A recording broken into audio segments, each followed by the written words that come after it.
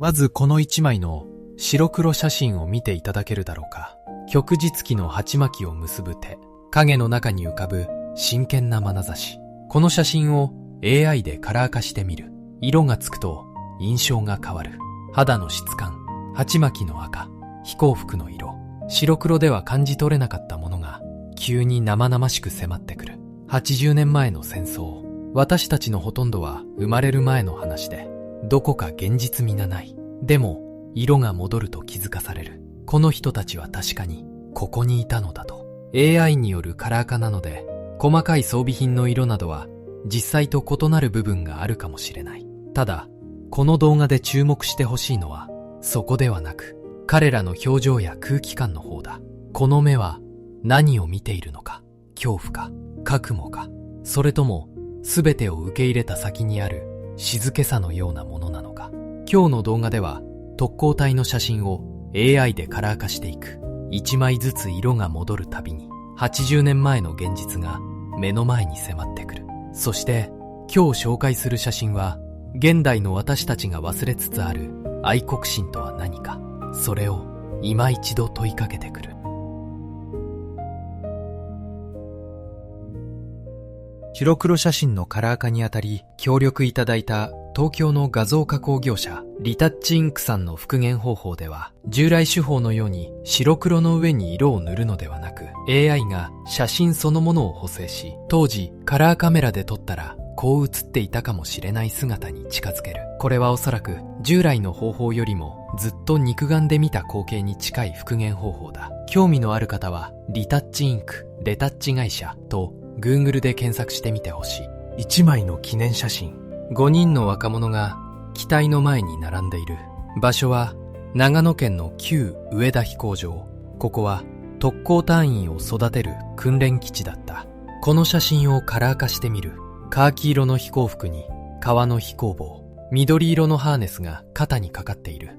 顔がはっきりと見えてくる。まだ10代から20代前半の若い顔だ。彼らはこの飛行場で訓練を受けた後、特攻隊として南方の戦場へ送られた。この5人もおそらく全員生きて帰ることはなかっただろう。上田飛行場には遊佐宇之助という教官がいた。当時の軍では暴力で教える教官が多い中、遊佐は手を挙げることなく丁寧に操縦を教えたと言われている。遊佐は教え子たちにこう伝えていた。お前たちが死んだら俺も死ぬと。終戦の日が来た。だが遊佐にとって終わりではなかった。自分が送り出した教え子たちはもう帰ってこない。終戦から3日のとの8月18日、遊佐は妻と生後27日の娘を連れ、上田市の猫山で自決した。30歳だった。自分だけが生き残るわけにはいかない。それが遊佐の気持ちだったのかもしれない。この写真の5人、名前はわからない。だが彼らもまた誰かに送り出され、そして帰ってこなかった若者たちだ。6人の若者が写っている。後列に3人、前列に3人。福岡県の芦屋飛行場で撮られた記念写真だ。カラー化してみる。カーキの飛行服に革の飛行帽、日の丸の紋章が白地に赤く浮かぶ。茶色い革の飛行物。6人ともまっすぐこちらを見ている。第159新部隊飛行第244戦隊から編成された特別攻撃隊だ。使用機は3式戦闘機飛燕。6人の名前と年齢が分かっている。後列左から松原新少尉22歳、高島俊三少尉21歳、頼高積少尉24歳。前列左から磯部と塩子町20歳、井川洋三軍曹22歳。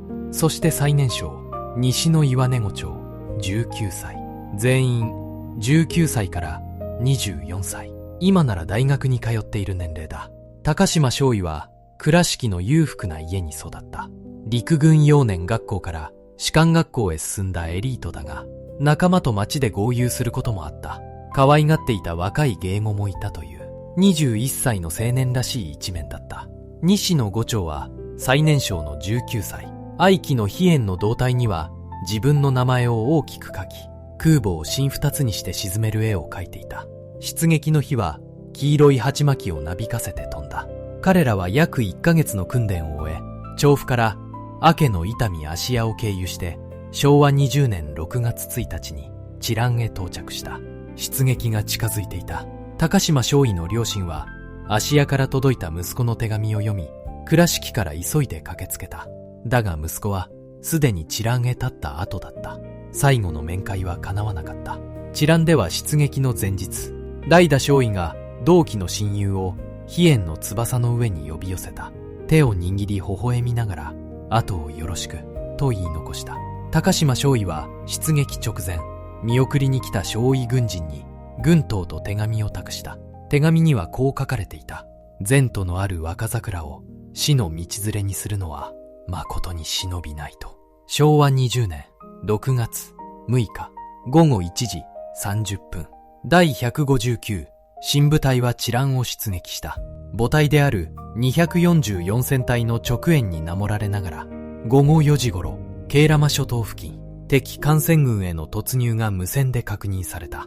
6人は帰ってこなかった。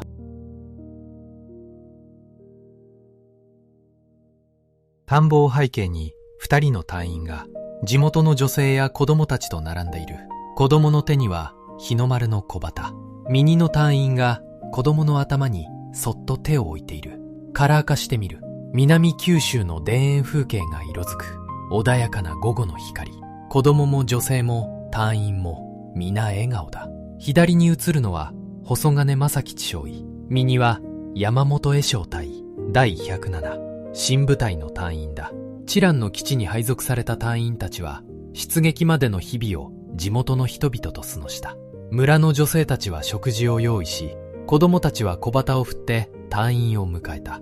特攻隊員は鬼畜名営から私たち日本国民を守るために命を捧げる英雄だった。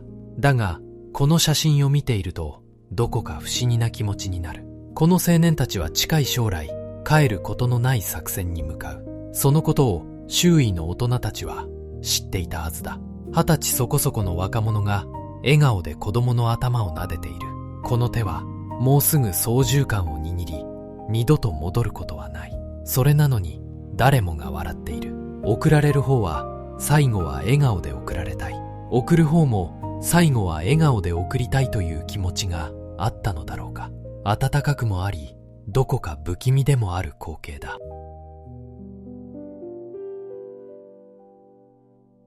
もう一枚同じ部隊の写真がある。第107新部隊の5人が地元の女性たちと野原で食事をしている。弁当箱や鍋が広げられ、花が咲く中での食事会。カラー化してみる。まるで家族のピクニックのような光景だ。出撃を間近に控えた日々、彼らにとってこれが最後の穏やかな時間だったかもしれない。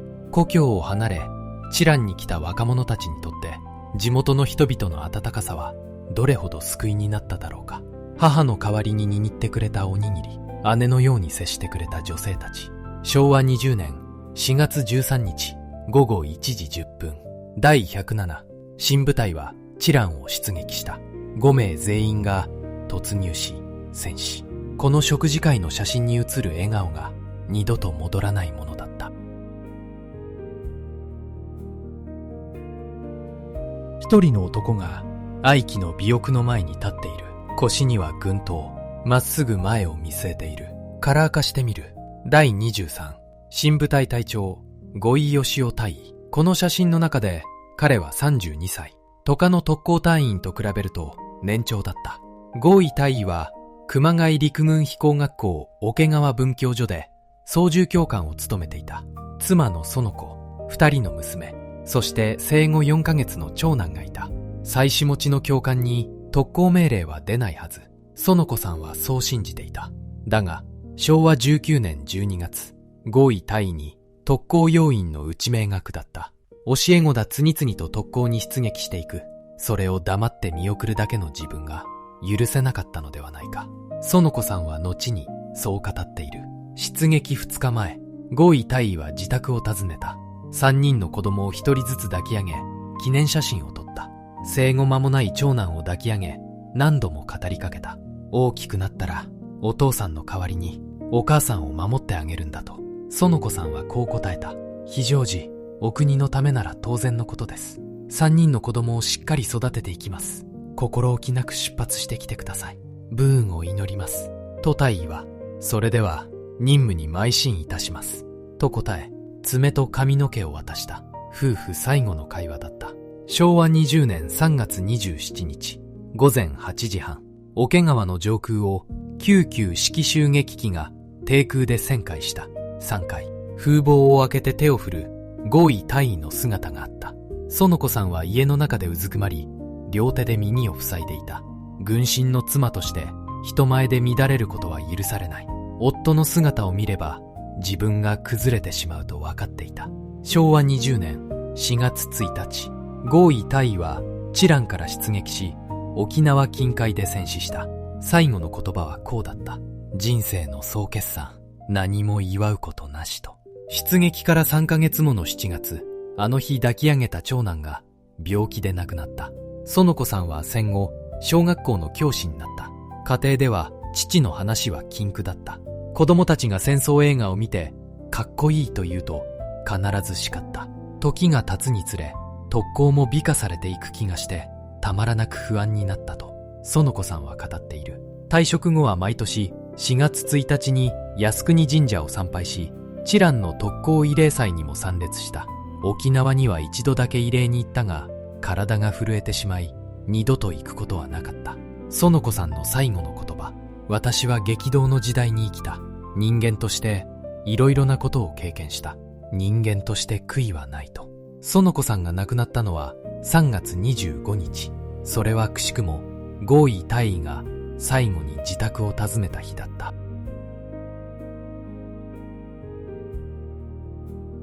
トラックの荷台から隊員たちが敬礼している。道端では女性や子供が頭を下げて見送っている。カラー化してみる。隊員たちは笑顔だ。手を振り、敬礼し、まるで凱旋するかのように胸を張っている。見送る側は静かに頭を下げている。子供の姿もある。この隊員たちがどこへ向かうのか、沿道の人々は知っていたのだろうか。知っていたとしたら、この深いお辞儀の意味は、ただの見送りではない。二度と会えないと分かっていて、それでも最後に見届けようとする人々の姿がそこにある。機体の前に隊員たちが整列している。知覧飛行場で撮られた一枚だ。カラー化してみる。白い鉢巻き、白い手袋。背後には出撃を待つ戦闘機が並んでいる。中央の隊員が隣の隊員と向き合っている。何か言葉を交わしているのか、最後に伝えたいことがあったのか。整列という形式の中にも一人一人の感情が滲んでいる。間もなくこの場所から飛び立つ。その先に何が待っているか、全員が分かっていた。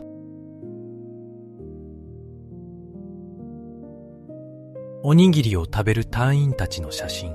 出撃20分前に撮られた一枚だ。カラー化してみる。第53新部隊の隊員たちだった。写真に色がつくとより想像できる気がする。日本人なら誰でも一度は経験があるだろう。ピクニックでおにぎりを食べたことが。おにぎりをかじった時の海苔の磯の香り。噛んだ瞬間に口の中に広がる梅干しの酸っぱさ。自然のすがすがしさにふと息を吸ってみると、季節の風が運んでくる草や土の匂い。この隊員たちも同じものを感じていたはずだ。私たちと何も変わらない。ただ違うのは、このおにぎりが最後の食事だということ。あと20分。20分ごとにはこの場所を出て機体に乗り込み飛び立つ。何を考えていたのだろう。故郷のことか、家族のことか、それとも何も考えないようにして島での限りあるモーメントを楽しく過ごそうとしていたのか。隊員たちがささきを掲げている。1945年5月、知覧基地で撮影された写真だ。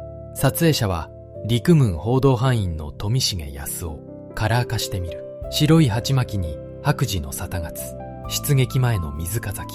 別れの儀式だった。生きて再び会うことはない。その覚悟を沙汰国に込めて飲み干す。隊員たちの表情は様々だ。笑っている者もいる。目を伏せている者もいる。この一枚には出撃直前のあらゆる感情が映し込まれている。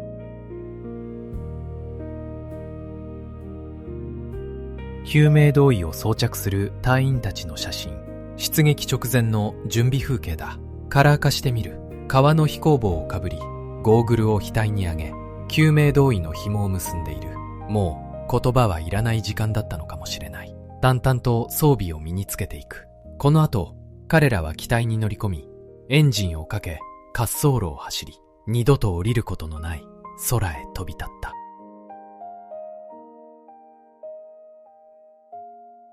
今日、紹介した写真に写る若者たちは、ほぼ全員が帰ってこなかった。白黒の写真の中では、どこか遠い世界の出来事に見える。だが、色が戻ると気づく。この人たちは、私たちと同じように、おにぎりを食べ、笑い、誰かを思い、そして死ぬ覚悟を決めた人間だったと。特攻という作戦に意味はあったのか。それは今も答えの出ない問いだ。ただ確かなのは、彼らが国民を守ろうとして死んだということ。そしてその命が二度と戻らなかったということだ。最後まで見ていただきありがとうございました。もしこの動画が何かを感じるきっかけになったなら、コメントで教えていただけると嬉しいです。